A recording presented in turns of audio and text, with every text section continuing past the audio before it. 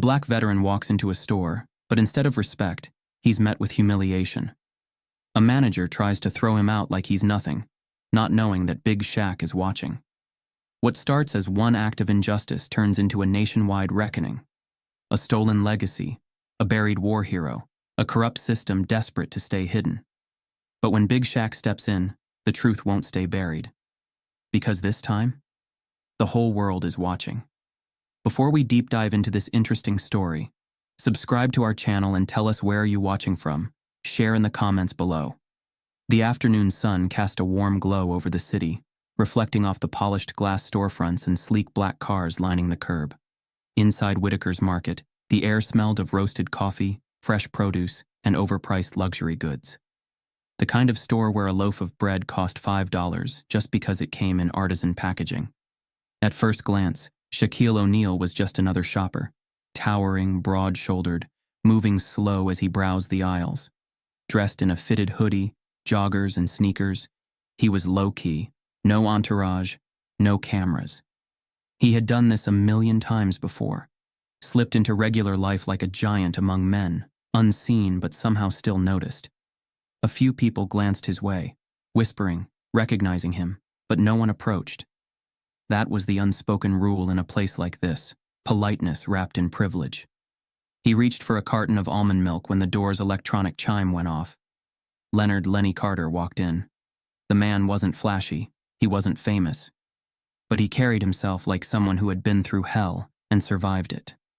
His military cap was old, slightly frayed at the edges, with a patch that read, "Vietnam Veteran."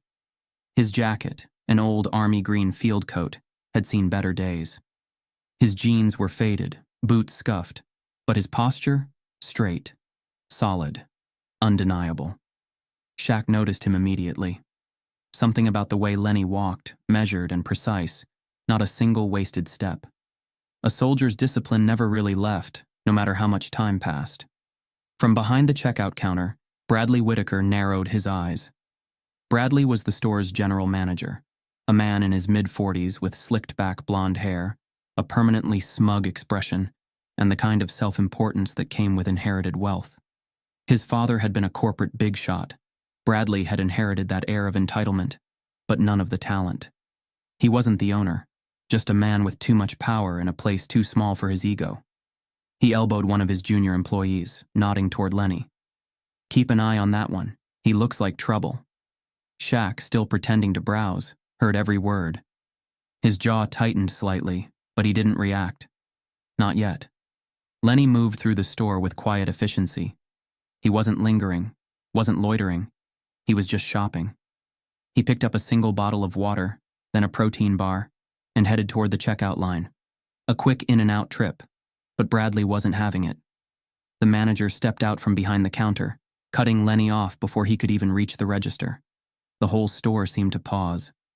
"Can I help you?" Bradley's voice was all fake politeness, stretched thin over something uglier. Lenny, unfazed, met his gaze. "No, I'm good. Just grabbing these." "Uh-huh." Bradley crossed his arms. "You sure about that?" A beat of silence. Customers shuffled awkwardly in the background, pretending not to watch, but watching all the same. Lenny arched a brow, his voice steady. "Did I do something wrong?" "Depends." Bradley glanced at the bottle in Lenny's hand. "You planning to pay for that?" The insult hung in the air like a slap. Shaq stilled, fingers tightening around the grocery basket in his hand. Lenny's expression didn't change. He was used to this. Too used to it. That was the worst part. "I have money," Lenny said simply. He reached into his pocket, pulled out his wallet. Bradley barely glanced at it. He smirked, shaking his head. "Yeah, I've seen guys like you before. Always got some sob story. Always looking for a handout." Shaq's grip on the basket tightened just a little more. Lenny sighed, shaking his head. "Look, son, I don't know what your problem is, but I just came in to buy a damn bottle of water. That's it." "Sure you did," Bradley scoffed. Then he turned to one of the security guards posted near the entrance. "Go ahead and escort him out." That's when Shaq finally moved. Slow, purposeful, unmistakable. At 7 feet, 1 inch, 325 pounds. He wasn't just big. He was gravity itself, shifting the energy in the room with nothing but presence. He stepped forward, closing the gap between them with measured steps, his voice calm, but deep enough to make the air seem heavier. "You really want to do this?" Bradley turned, startled. His mouth opened, then closed. His brain was catching up to the fact that he had just stepped into a different league. "Mr. O'Neill, I didn't realize you were..." Shaq ignored him, looking straight at Lenny. "You good, sir?" His tone was soft but direct. Lenny exhaled through his nose, then nodded once. Shaq turned back to Bradley. "You sure you want to be that guy right now?" Bradley swallowed hard, glancing around the store. People were recording now, phones raised. The tension was thick enough to cut. He stammered, trying to regain control. "It's not what it looks like." Shaq just stared, unblinking, unmoving. Bradley squirmed under the weight of it. Silence stretched. Then Bradley made the biggest mistake of all. "This has nothing to do with race." A sharp exhale escaped from Lenny's nose, a humorless laugh. Shaq tilted his head slightly, studying Bradley the way a lion studies prey. "You sure about that?" Bradley's confidence cracked, his face turning red. "I was just following policy." "Nah." Shaq cut him off. "You were following your own damn prejudice, and now the whole world's gonna see it." Bradley's jaw clenched. His gaze darted to the phone's recording, then back to Shaq. His mind was racing, calculating. But there was no way out of this. After a long pause, he stepped back. "Fine," he muttered. "He can pay for his stuff and leave." Shaq didn't move right away. He let the moment sit, let it marinate, let the weight of Bradley's failure settle into the air like a stain that wouldn't wash out. Then, finally, he nodded. Lenny walked up to the counter, deliberate and unshaken, and placed his bottle of water and protein bar down. The cashier, who had been frozen in awkward silence the whole time, rang him up without a word. Shaq pulled out his own wallet and slid a $100 bill onto the counter. "Keep the change," he said. Lenny took his bag, nodded to Shaq in quiet gratitude, then turned and walked out of the store, his dignity fully intact. The door's chime rang again as he left. Shaq, still standing there, gave Bradley one last look. A simple, measured glance that said everything without saying a word. Then, he too walked out.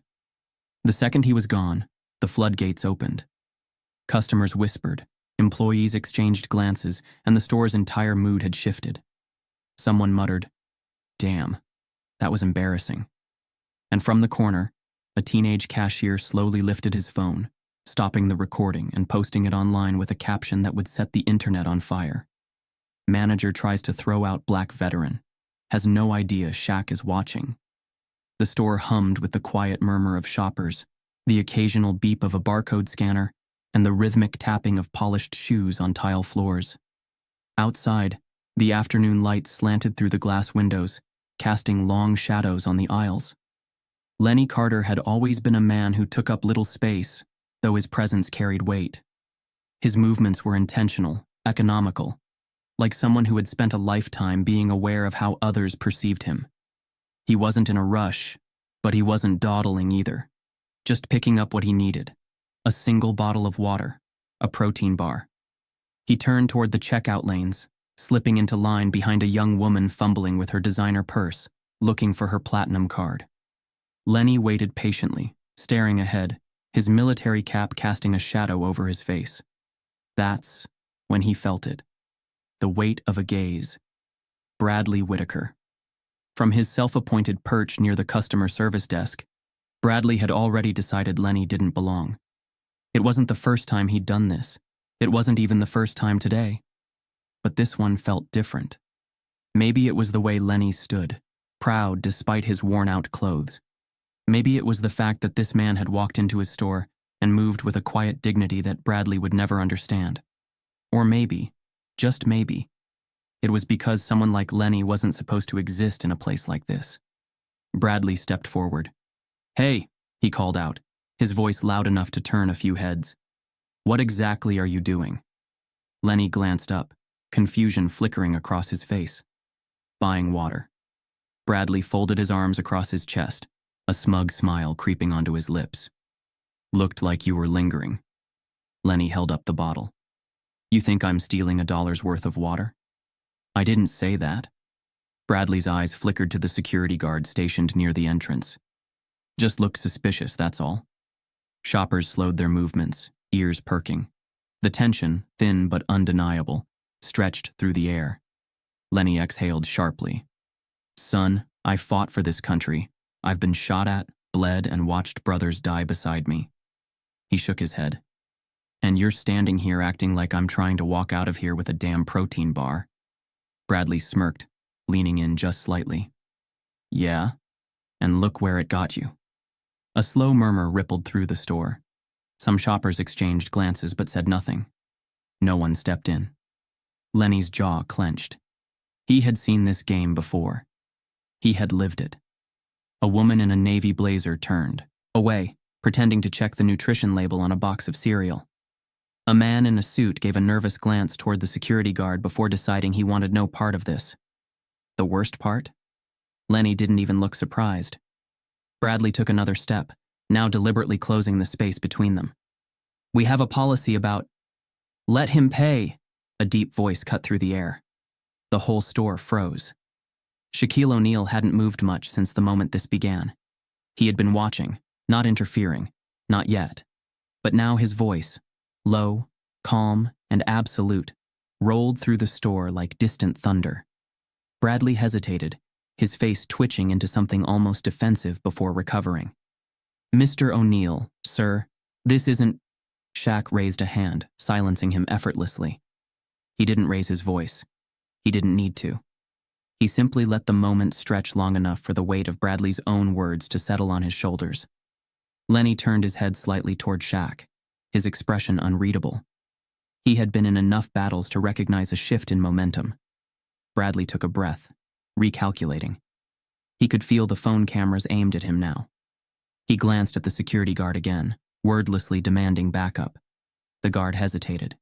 Then, slowly, he stepped forward. Sir, the security officer said, his tone careful but firm. I'm gonna have to ask you to leave. Lenny let out a slow breath, shaking his head. You're serious? Bradley crossed his arms, regaining a bit of his confidence. He had control again. This was his store, his authority, and it didn't matter how many eyes were on them. You heard him, Bradley said, a smirk tugging at his lips. You can take your little speech and... A single movement stopped him cold. Shaq placed his grocery basket down. Slowly. Deliberately. Then he turned, fully facing Bradley now. The energy in the store shifted. Bradley wasn't a small man, but compared to Shaq, he looked like a kid who had just realized he'd picked a fight he couldn't win. Shaq's eyes didn't narrow. His lips didn't purse. There was no dramatic anger, no unnecessary theatrics. Just disappointment. You really want to do this? Shaq asked. His voice wasn't threatening, but it carried weight. Bradley swallowed, and yet, he doubled down. This is store policy, he said, standing a little taller now that the eyes of the store were on him. We have every right to refuse service. No, Shaq interrupted. You have the right to be decent. That shut him up. Lenny adjusted his cap. I'll leave, he muttered. No, Shaq said again, but softer this time. You'll buy your water, and you'll walk out of here with dignity.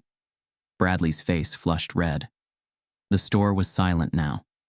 The security guard, who had started this interaction as Bradley's backup, shifted uncomfortably, realizing he had chosen the wrong side. And that's when Shaq did something that would haunt Bradley far more than 1,000 angry tweets ever could. He smiled. A slow, knowing, measured smile. Bradley's throat bobbed as he swallowed. He wasn't afraid of Shaq, not in a physical sense. But he was afraid of what this meant. The weight of his actions was no longer invisible. Bradley licked his lips, forcing a chuckle. Look, this has gotten out of hand. Sir, you can buy your things and... Shaq tilted his head. Oh, now it's fine? Bradley had no answer. Lenny turned toward the cashier, setting the bottle of water and protein bar on the counter. Shaq reached into his wallet, pulling out a crisp $100 bill, and placed it down without a word. Lenny hesitated before picking it up.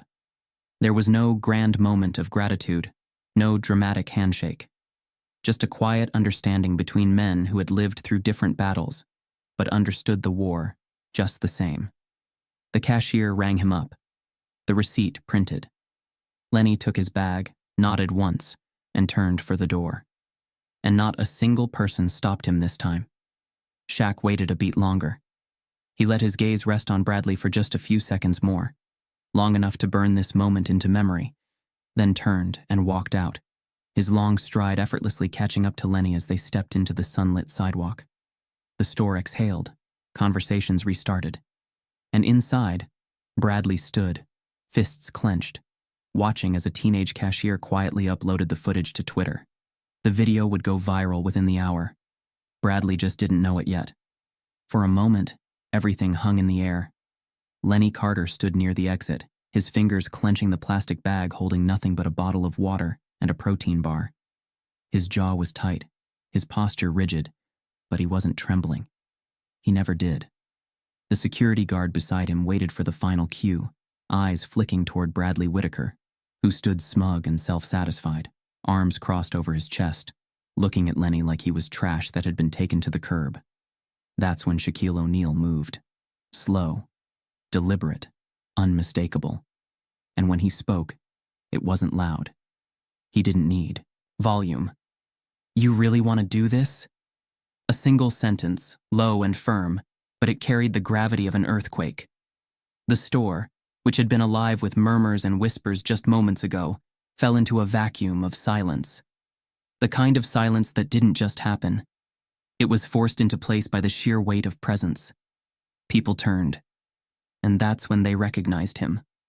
The slow realization crawled across Bradley's face. His confidence faltered, just for a second, like a man stepping onto weak ice. "Mr. O'Neal," he started, his voice awkward, forced into politeness. I didn't realize you were..." Shaq lifted a hand, the slightest movement, and it was enough to shut him up. Then, Shaq turned his head, just enough to meet Lenny's gaze. It was a small moment, a quiet moment, but it carried the weight of a lifetime. "Sir, you good?" Lenny exhaled, short and controlled, but Shaq caught the flicker of emotion beneath it. The exhaustion, the history, the understanding that this wasn't the first time. Lenny nodded, but Shaq knew that nod.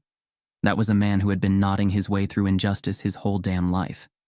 Shaq inhaled deeply, rolling his shoulders back before turning back to Bradley, his expression unreadable. "I'll cover his tab," he said simply. But then, he took a step forward, his voice dropping just slightly, enough to make the air feel heavier. "Actually," he turned, looking at the other customers. "Who here thinks this man deserves an apology?" The weight of the question settled over the crowd. People shifted uncomfortably. A woman in a floral dress looked down at her cart, suddenly very interested in a box of crackers. An older man, probably in his 60s, cleared his throat and adjusted his tie. A teenager holding his phone, who had been recording the whole thing, hesitated, glancing around to see who else was going to speak first. No one did. Because this is how it always went, wasn't it? People saw the injustice. They felt it. And yet, they waited for someone else to step in. Bradley, sensing the moment slipping out of his control, doubled down. He straightened his back, squared his shoulders, and forced out a laugh, though it was thin and nervous. "This isn't about race, Mr. O'Neal," he said, his voice falsely casual. "It's about policy." Shaq's eyes flickered. "Oh, it's exactly what it looks like." The smirk on Bradley's face died instantly. Shaq let the words hang in the air for a second, before turning his gaze toward the security guard. A man in his late 30s, built broad but carrying the uncertain stiffness of someone who realized he was on the wrong side of a situation. His arms were crossed, but his fingers twitched slightly against his biceps. A small betrayal of nerves. "You really gonna drag this man out over a bottle of water?" Shaq asked him directly. The security guard hesitated. He glanced at Bradley, waiting for instruction. That hesitation was everything. Because now, people were watching. And Bradley, for the first time in a long time, wasn't the one in control. His jaw tightened. His fingers curled into fists. His power, his authority, was slipping through his hands like sand. Shaq watched him, studied him, waited. And then, finally, Bradley cracked. His shoulders fell just slightly, and in a voice that lacked every ounce of the smug confidence he had before, he muttered, "Fine." The word wasn't loud, but it was defeat. Lenny exhaled slowly, but not in relief, because this wasn't a victory. It was just another reminder of the battles he had to fight every damn day. Shaq glanced at him, saw the way Lenny carried himself, despite it all. And then, Shaq made sure this wouldn't just disappear. He turned back to Bradley. "Say it." Bradley blinked. "Say what?" "You know what." The words were calm, measured, but undeniable. Bradley's throat bobbed, his fingers twitched at his sides. But he wasn't getting out of this, because now the phones were recording. The murmurs grew louder, people were waiting. Bradley clenched his teeth, but eventually, in a quiet, forced voice, he muttered, "I'm sorry." It sounded like glass breaking in his throat. Shaq just stared. No satisfaction, no smirk. Just a quiet, weighted silence. Then he turned to Lenny. "You ready to go, sir?" Lenny nodded again. But this time, it wasn't the same nod. This time, it was his choice. Shaq reached into his pocket, pulled out a $100 bill, and placed it on the counter without a word. The cashier, who had been frozen this entire time, fumbled to take it, nodding rapidly. Lenny took his bag, and together they walked out. The store exhaled the moment they left, and inside, Bradley stood in his own silence. A cashier leaned to whisper something to a coworker. The older man in the suit adjusted his tie again, looking away. The teenager with his phone glanced down at his screen, his fingers hovering over the upload button. Bradley felt it in his bones. This moment wasn't going to stay inside this store. It was about to go far, far beyond it. But something had happened. Lenny Carter adjusted the plastic bag in his hand, exhaling through his nose. His face was unreadable, but Shaq recognized that look. It wasn't relief. It wasn't victory. It was the kind of exhaustion that settled deep in a man's bones after a lifetime of being tested. Shaq didn't say anything at first. He just walked alongside Lenny down the sidewalk, past the neatly parked cars and the pedestrians who gave them quick, curious glances. Behind them, back in Whitaker's Market, a teenager stood frozen near the self-checkout lanes, phone in hand. His thumb hovered over the screen for a brief second before he tapped it. Upload. And just like that, the world changed. The first few views trickled in slow, almost unnoticed. A couple dozen likes, a handful of comments, a repost here, a repost there. Then, someone big picked it up, a journalist, a celebrity, maybe even an activist, someone with reach. And within the next 2 hours, it was everywhere. The video wasn't overly dramatic. There was no shaky camera work, no exaggerated edits. Just a simple recording of a black veteran being humiliated and a 7'1" giant stepping in to shift the entire room. And it hit a nerve. On Twitter, the arguments ignited like gasoline to a match. Justice for Lenny started trending first, fueled by rage, disbelief, and a painful recognition of a story that wasn't new. Then came the other side. Rules are rules. A counter-argument filled with people insisting that race had nothing to do with it, and that stores have the right to refuse service. The division was instant, predictable, infuriating, relentless. Thousands of comments flooded in. I swear I've seen this same scenario play out 1,000,000 times. But this time, they messed with the wrong one. Shaq didn't even raise his voice. That's power. "I'm sorry, but where in the video does it show racism?" The manager was following protocol. The fact that Lenny just stood there, calm, as if he's used to this, that's what broke me. The debates were endless. On Facebook, news outlets latched on. They replayed the video, froze frames, analyzed Shaq's stance, broke down every single word that was exchanged. CNN, Fox, MSNBC, blogs, podcasts, everyone had an opinion. But the most important voice? Lenny's was still missing. The next morning, Lenny sat at his small kitchen table, staring at his ancient flip phone like it was a grenade. It hadn't stopped ringing. Reporters, old friends, strangers. People wanted his reaction. They wanted his story. And he wasn't sure he wanted to give it. A knock at the door made him flinch. He knew who it was before he even opened it. Shaq stood there, massive and unbothered, holding 2 cups of coffee like they were thimbles in his hands. "Figured you could use one," Shaq said, handing it over. Lenny took it, shaking his head. "You trying to turn me into a celebrity?"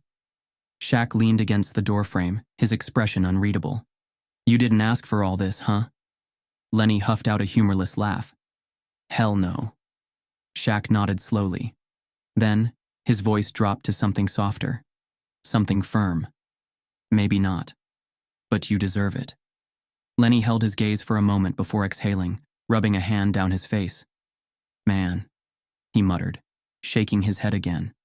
"I just wanted some damn water." Shaq chuckled. "Yeah, and Bradley wanted to flex his little power trip in front of an audience. Now the whole country's watching." Lenny took a sip of the coffee, then winced. "This is terrible." Shaq smirked. "I know, but it wakes you up." Lenny sighed, staring down at the steaming cup in his hands. "You think it'll matter?" he asked after a long pause. Shaq tilted his head. "What?" "All this?" Lenny gestured vaguely. "The hashtags, the news, the outrage." He shrugged. "It'll fade, won't it?" Shaq didn't answer right away. He let the question sit. "Because truthfully?" Lenny wasn't wrong. But then Shaq said, "Not this time." Lenny looked up, skeptical. "And why's that?"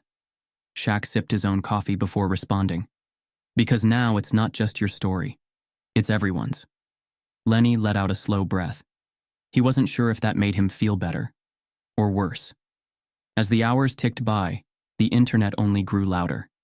Memes flooded social media, some praising Shaq, some mocking Bradley, some turning the entire thing into a late-night punchline. Political commentators weighed in, turning the conversation into a debate about power, privilege, and race. A former soldier tweeted, "Lenny Carter didn't just fight for this country. He got discarded by it. And the fact that we're even arguing about this proves it." Meanwhile, corporate America scrambled. Whitaker's Market released a statement, all polished PR language and damage control, claiming they were investigating the incident. But the public wasn't buying it. The store's Google reviews tanked overnight. 1-star ratings flooded in. People called for boycotts. And Bradley? Bradley disappeared. His social media accounts vanished. His LinkedIn went private. But it was too late. Because the internet had already found everything. Old tweets resurfaced. Past complaints from employees leaked. Former customers came forward, claiming this wasn't Bradley's first time singling someone out. And just like that, his downfall wasn't just coming. It had already started. By nightfall, the clip of Shaq standing firm in that grocery store had racked up millions of views. Some people called it the moment America needed. Others said it was just another reminder of how bad things still were. Lenny Carter? He wasn't sure what to call it. But as he sat at his kitchen table, staring at the hundreds of messages flooding in, he realized something. Whether he liked it or not, he wasn't invisible anymore. And this was just the beginning. The news cycle had not slowed.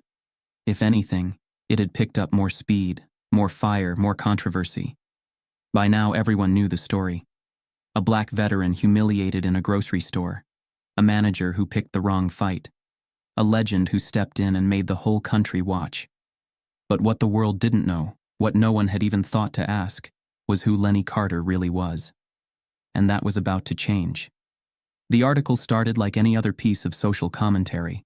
A freelance journalist named Calvin Roswell had been following the viral moment like everyone else. At first, he assumed it would fade into the endless stream of internet outrage. Another story lost to the algorithm. But something about Lenny caught his eye. Maybe it was the way he carried himself. Maybe it was how he had stood there, calm, controlled, like a man who had seen far worse and survived it. Something felt unfinished. So Calvin did what journalists do best. He dug deeper. At first, the search was frustrating. Lenny Carter was a veteran. That much was easy to find. But his records were thin. Too thin. Most veterans, even those who served decades ago, had a paper trail. Medals, awards, missions logged in government archives. But Lenny? It was like someone had erased half his story. Calvin wasn't the type to stop when things didn't add up. He made calls. He searched through military databases, public records, old newspaper clippings. And then, he found it. Buried in a classified military report from 1974, there was a name that shouldn't have been there. Captain Leonard Carter. Not private, not sergeant, not some low-ranking foot soldier forgotten by time. Captain. Calvin's breath caught in his throat. Lenny Carter hadn't just served, he had led. But why wasn't this public record? The further Calvin dug, the darker the truth became. Lenny had been part of a highly classified rescue mission in Vietnam. His team was sent deep behind enemy lines to extract American POWs. The mission had gone horribly wrong. Half the squad was killed. The survivors had no backup, no air support. And yet somehow Lenny had gotten them out. 6 men. He had saved 6 American soldiers from certain death. And then, someone else took the credit. A white officer, Lieutenant Charles Merritt, who had been wounded early in the mission and had done nothing but lie bleeding in a bunker while Lenny did the impossible. When the soldiers were finally rescued, Merritt, from the comfort of a hospital bed, was awarded the Silver Star. Lenny's name? Nowhere in the official reports. Because in 1974, in the United States military, a black man wasn't going to be the face of heroism. And the truth? It had been buried ever since. It took less than 12 hours for Calvin's article to spread. Shaq was at home, sitting in his oversized leather chair, scrolling through the latest headlines on his phone when his inbox pinged. A text from an old friend in the media industry. "Bro, you need to read this." Shaq clicked the link. And for the next 10 minutes, he didn't move. Every word sank deeper. Every detail was worse than the last. Lenny hadn't just been humiliated in a grocery store. He had been erased.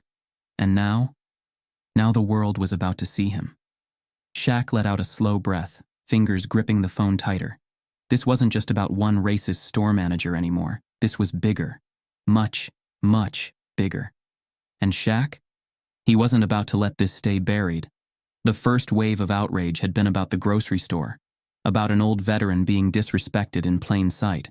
But now it was something else entirely. This wasn't just about racism in retail. This was the U.S. military.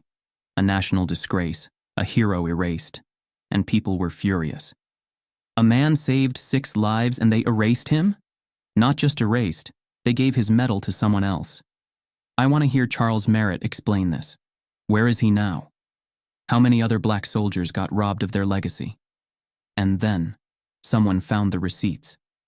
A military historian dug up the original 1974 photograph of the rescued soldiers. 6 men, standing together, wrapped in bloodied bandages, exhausted but alive.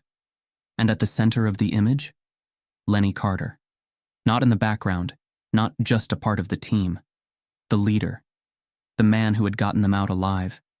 Yet in every official government account of the mission, Lenny was simply listed as a participant. The erasure was complete, calculated, absolute, but not anymore. The next morning, Shaq pulled up outside Lenny's small apartment, stepping out of his car and knocking on the door. Lenny answered with tired eyes and a tight jaw. "I saw the article," Shaq said. Lenny exhaled through his nose, running a hand over his face. "Yeah." Shaq studied him. "You knew, didn't you?" Lenny didn't answer right away. He walked back inside, letting Shaq step in behind him. The place was small, simple, but filled with fragments of a life no one had ever truly acknowledged. Old military medals that didn't tell the full story. Faded newspaper clippings about missions that barely mentioned his name. A history that had been rewritten without him. Lenny finally spoke. "I knew," he admitted. "But I learned a long time ago. Raising hell about it wasn't going to change a damn thing." Shaq leaned against the wall, arms crossed. "You think it's too late now?" Lenny met his gaze. "Isn't it?" Shaq shook his head. "Not this time." Lenny huffed out a bitter laugh. "You really think an article and some Twitter hashtags are going to fix this?" "No," Shaq said, voice steady. "But it's a start." Lenny was quiet. Because the truth was, he didn't know if he wanted this fight. He had spent decades surviving, and now the world was asking him to relive it all. Shaq saw the hesitation in his eyes. He understood it, but he also knew this story wasn't going away. "You don't have to do anything," Shaq said. "But people are talking, Lenny, and they're not going to stop." Lenny let out a slow breath, staring at the floor. Shaq placed a hand on his shoulder, firm but reassuring. "Just think about it." Then he turned and walked out, leaving Lenny with nothing but silence and a decision to make. By nightfall, Lenny Carter's name was everywhere. News anchors debated his story. Veterans demanded answers. The military's press office released a stiff, vague statement about reviewing historical records. And in the middle of it all, sitting in his small apartment, staring at his old medals, was the man himself, wondering if this time, for the first time, history would finally get it right. Shaq wasn't a man who hesitated. Not on the court. Not in life. And this was bigger than Lenny Carter's humiliation in a grocery store. Bigger than a viral moment. Bigger than one racist manager. This was a stolen legacy. A buried truth. A wrong that had been left to rot for decades. And Shaq had no intention of letting it stay that way. Shaq didn't waste time. He knew that the internet's outrage had a short shelf life. If they didn't act now, the story would fade into the abyss of forgotten headlines. So he picked up his phone and started calling the right people. First, he called a lawyer, Maggie Rollins, a civil rights attorney known for dragging corrupt institutions into the light. She had taken on wrongful convictions, police brutality cases, corporate discrimination lawsuits. And now? Now she was going to take on the U.S. military. "This is big," she said, after Shaq laid everything out for her. "You're talking about decades-old corruption, missing records, a war hero who was erased. The government's going to fight this." "I know," Shaq said. "That's why I need someone who won't back down." Maggie exhaled. "Then you got the right person." Next, he called a journalist, Elliot Burns, a relentless investigative reporter known for exposing corporate greed and government cover-ups. He had worked on Pulitzer Prize-winning stories, peeled back the layers of America's ugliest scandals. And when Shaq sent him the article about Lenny, Elliot's response was immediate. "Tell him to sit tight," Elliot said, "because we're about to make some very powerful people very uncomfortable." Finally, Shaq called a veteran, General Raymond Tate, a retired 4-star general with enough weight in the military community to make people listen. He had served for nearly 40 years, fought in multiple wars, and had zero tolerance for injustice. When Shaq told him about Lenny, there was a long silence. Then, General Tate's voice came through, cold and sharp. "I'll make some calls." That was all he said. That was all he needed to say. Meanwhile, in the middle of all this, Bradley Whitaker was drowning. Corporate had already thrown him under the bus. The second the video went viral, the company panicked. Their social media team released a carefully worded statement about commitment to inclusivity and zero tolerance for discrimination. And Bradley? Bradley became the sacrificial lamb. His boss called him into the office, face tight, voice clipped. "We're letting you go." Bradley's jaw clenched. "You're firing me?" His boss didn't even blink. "You embarrassed the brand. You think we can afford this kind of PR disaster?" Bradley's face turned red. "I was following protocol." "You were making an ass of yourself on camera," his boss snapped. "And now you're trending for all the wrong reasons." Bradley's fingers curled into fists. Everything was crumbling. But he wasn't about to go down quietly. So he did what every entitled man who ever got caught in his own mess did. He played the victim. The very next day, Bradley sued the company for wrongful termination. His argument? He was being unfairly targeted by woke culture. "They fired me for doing my job," he said in a televised interview. "They threw me under the bus to appease the mob." And just like that, the media shifted. At first, Lenny was the hero, the veteran wronged by the system. But now, conservative news outlets started painting Bradley as the real victim. This is what cancel culture looks like. A hard-working store manager loses his job just because social media said so? First, they come for your history. Now, they come for your jobs. It didn't matter that Bradley had humiliated a veteran. It didn't matter that Lenny had lost decades of recognition. What mattered, to the people who needed a reason to dismiss the truth, was that Bradley was white, and he had been punished for it. The internet turned into a battlefield. On one side, people demanding justice for Lenny. On the other, people screaming about political correctness, going too far. And in the middle of it all, Shaq, watching, waiting, preparing for the next move. Because if Bradley wanted to make this a fight, Shaq was about to make sure he lost. Lenny never wanted the spotlight, but now, he was in the center of a firestorm. His phone wouldn't stop ringing. News stations wanted interviews. Strangers online were either calling him a hero or calling him a fraud. And then, the threats started. Emails, messages, calls from blocked numbers. Stop running your mouth. You're ruining a good man's life over nothing. Maybe you should have stayed invisible. Lenny read the messages in silence. Then, without a word, he turned off his phone. Shaq knew they had to act fast. Bradley's lawsuit had shifted the conversation. What should have been about Lenny's stolen honor was now about a white man losing his job. And Shaq wasn't about to let that happen. So he did what no one expected. He called a press conference. He didn't tell Lenny. Not yet. Because he knew the man well enough to know Lenny wasn't ready to face the world. Not yet. So Shaq stood in front of dozens of cameras, dozens of microphones, and millions of eyes watching from home. And he said 3 words that shattered the narrative. Let's talk facts. The crowd fell silent. And Shaq did what he did best.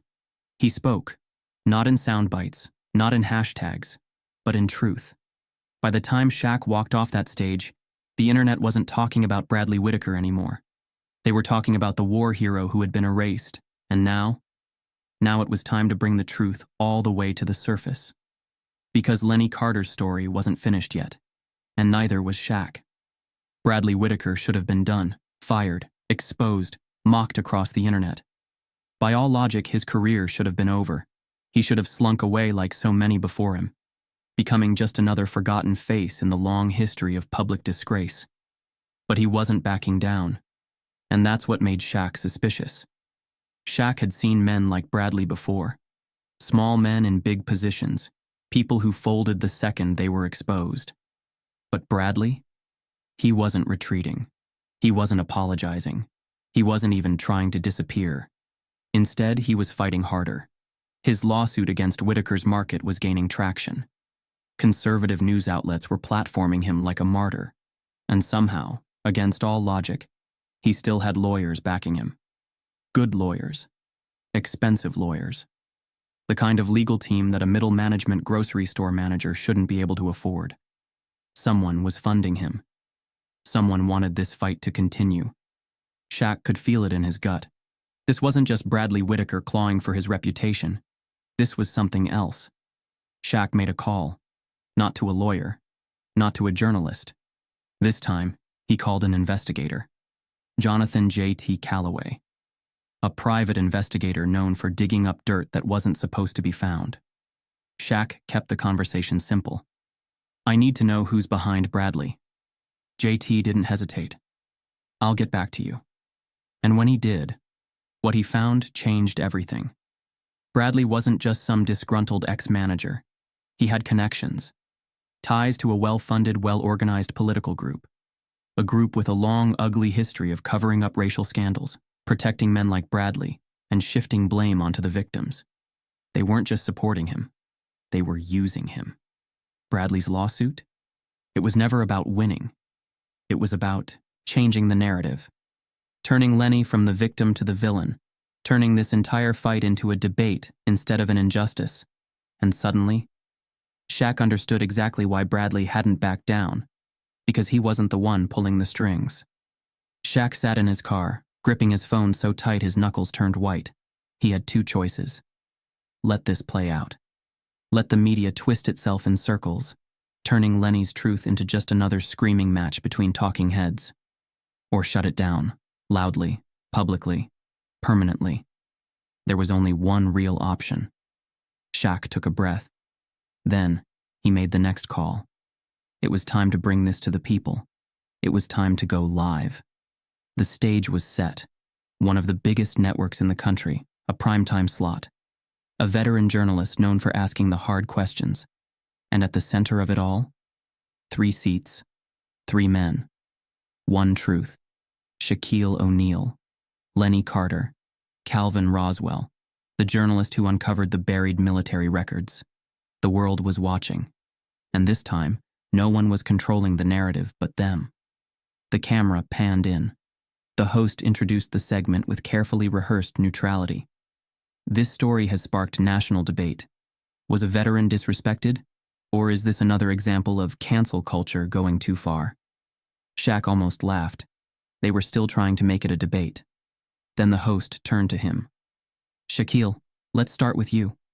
Why did you step in that day? Shaq looked directly into the camera. Because I saw something I've seen my whole life.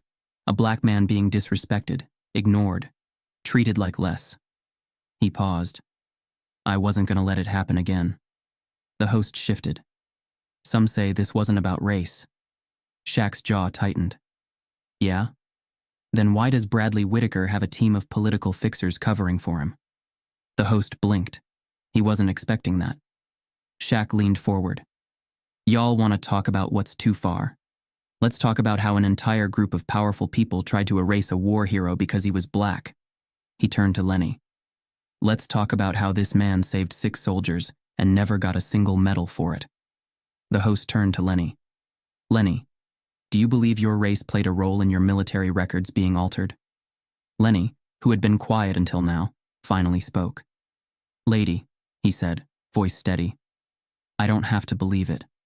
I know it. The camera zoomed in. A lifetime of betrayal sat behind his eyes. The host hesitated. This wasn't going the way the network wanted. They had expected a discussion, a little back and forth, something to keep the ratings up. Instead, Shaq and Lenny were dismantling the entire game. The host turned to Calvin, the journalist. You uncovered these military records. Can you confirm what was found? Calvin didn't hesitate. Lenny Carter was the commanding officer on a classified mission in Vietnam. He led the team. He got 6 men out alive. And yet the official report credited a white officer instead. The host adjusted her earpiece. Someone in the control room was probably screaming. Calvin continued. Not only that, but military historians have since confirmed that this wasn't an isolated case. Black soldiers were frequently denied recognition, their achievements buried, their records altered. The tension in the studio was thick. The truth was too big to spin. The host cleared her throat, attempting to regain control. So, what happens now? Shaq leaned back. That's the real question, isn't it? The host turned to Lenny. What do you want to happen? Lenny exhaled. I want my name back. The studio fell silent. Shaq nodded. You heard the man, he said, voice firm. We're not stopping until it happens. And with that, the conversation shifted for good. The interview shattered the internet. For the first time, the headlines weren't about Bradley's lawsuit. They were about Lenny, the stolen medals, the erased history, the decades of injustice buried under bureaucracy. And now people wanted answers. The pressure was on. The U.S. military couldn't ignore it anymore. Neither could the government.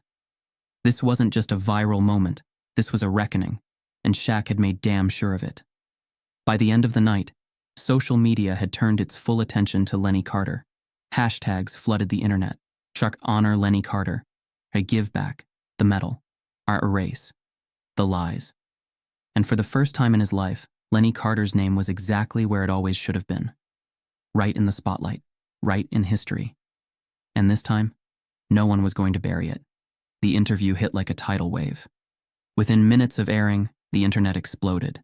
Clips flooded social media. News networks dissected every sentence, and commentators argued over what it all meant. But the loudest reaction? It came from the people. For years, Lenny Carter had been a footnote in history, a name buried in classified reports, a man who had been ignored, dismissed, and forgotten. But now his voice was everywhere. For the first time, the world heard his story. Every painful detail. He spoke about the mission, the men he had saved, the fear, the chaos, the impossible odds. He described how he had watched his brothers fall, knowing that if he didn't act, none of them were getting out alive. And then, he talked about the betrayal. How, when they returned home, he expected honor, recognition, the truth. Instead, silence. His name was erased from reports. A white officer took credit. The country he had risked his life for turned its back on him. And for decades, he just had to live with it. People watching at home were silent. And then, the floodgates opened. I'm literally crying right now. This man gave everything for his country, and they erased him. Imagine living your whole life knowing the truth and not being able to do anything about it. How many more Lenny Carters are out there? How many black soldiers had their stories stolen? But not everyone was moved. Some people doubled down. Where's the proof? Why bring this up now? Maybe he just wasn't as important as he thinks he was. This is just another attempt to rewrite history. The divide was sharp, but the truth had already been unleashed, and nothing was stopping what came next. For a brief moment, Bradley Whitaker was winning. His lawsuit against Whitaker's Market had turned him into a symbol for a certain kind of outrage. He was the guy who stood up against cancel culture. The networks called him a hard-working man who lost everything over a misunderstanding. But then, the emails leaked. Someone inside Whitaker's Market had seen enough. An anonymous employee forwarded a chain of internal emails to a reporter. The contents? Devastating. Emails from Bradley himself, instructing employees to profile black customers. If they don't look like they belong, assume they're stealing. We don't need certain types making customers uncomfortable. If corporate asks, deny everything. Within an hour, the story was everywhere. The same networks that had painted Bradley as a victim now scrambled to distance themselves. And his legal team? They dropped him. As soon as the emails hit the news, Whitaker's Market was done. Customers boycotted nationwide. Their stock plummeted. Corporate issued a panicked statement, throwing Bradley under the bus. We are shocked and appalled by these leaked communications. We do not tolerate discrimination of any kind. We are conducting a full internal investigation. But no one bought it. Because the truth was out, and now it was too late. In the middle of it all, Shaq did something unexpected. He disappeared. No follow-up interviews. No press conferences. No victory laps. Because he never needed credit. He had done what he came to do. The truth was out. The world was watching. And now, it was time for them to decide what to do with it. As the sun set on another chaotic day, Lenny Carter sat on his porch, staring out at a world that finally knew his name. For the first time in decades, he wasn't invisible. And for the first time in his life, he dared to wonder if justice was actually coming. But deep down, he knew one thing for certain. This wasn't over yet. The storm had passed. But the wreckage remained. For weeks, the headlines had been relentless. News cycles churned through every detail, every leaked email, every debate. And then, finally, something happened that no one thought would. Justice. It started with a single phone call. Lenny was sitting on his porch, watching the sun creep up over the rooftops, when his phone buzzed. Unknown number. He almost didn't answer, but something told him to. "This is General Tate," the voice said, firm, no nonsense. Lenny sat up straighter. "Sir, I wanted to tell you personally," General Tate continued. "Your records have been corrected." Lenny's chest tightened. He wasn't sure he'd heard right. Tate cleared his throat. "The Pentagon is issuing an official statement. You're being awarded the Silver Star." Silence. Not because Lenny didn't have anything to say, but because there was too much. Decades of waiting. Decades of knowing the truth but never being able to prove it. Now the world finally saw him. His name, his story, his legacy. Restored. Tate continued, voice steady. "There's going to be a ceremony in D.C. The president wants to be there." Lenny swallowed hard. He had never cared about medals. He had never fought for recognition. But this wasn't just for him anymore. This was for every man who had been erased before him. Finally, he exhaled. "All right, Lenny said. I'll be there. Days later, the U.S. government issued a formal statement. A high-ranking official stood behind a podium, cameras flashing, the nation watching. We deeply regret the misrepresentation of Captain Leonard Carter's service to this country. His bravery, leadership, and sacrifice were overlooked due to systemic failures of the time. That failure ends today. It wasn't enough. It would never be enough. But it was something. And for Lenny, it was proof that the truth couldn't stay buried forever. While Lenny's story was finally being made right, Whitaker's market was falling apart. Corporate couldn't recover. Their stock had plummeted. Franchise owners were abandoning ship. And then, one morning, the announcement came. Whitaker's market was closing permanently. Their final statement was pathetic. Due to unforeseen business challenges, we are shutting down operations nationwide. They never mentioned Lenny. They never mentioned Bradley. But everyone knew exactly what had happened, and no one was sorry. As for Bradley, he was gone. No more interviews. No more lawsuits. He had vanished. Rumors swirled. Some said he had moved to another state, changed his name. Others said he was still fighting online, hiding behind anonymous accounts. But the truth? No one cared anymore. His moment had passed. And in the end, he was exactly what he had always been. Small. Lenny's story didn't just change his life, it changed the conversation. People started digging into other buried military records. Investigations were launched. Other black veterans came forward. Because Lenny Carter wasn't the first, and he wouldn't be the last, America had seen the truth. And this time, they couldn't look away. Far from the cameras, far from the noise, Shaquille O'Neal sat in a small cafe. He sipped his coffee, watching as a young mother struggled to pay for her meal. Shaq didn't say anything, didn't make a scene. He just quietly slipped a few bills to the cashier. No cameras, no headlines. Because he never did it for those. He did it because it was right. Injustice doesn't fade. It waits. Lenny Carter's story isn't just history. It's a reminder of how many voices still go unheard, how many truths still need uncovering. Next time you see something wrong, don't look away. Be the reason it gets set right. Because silence never changed the world. People did.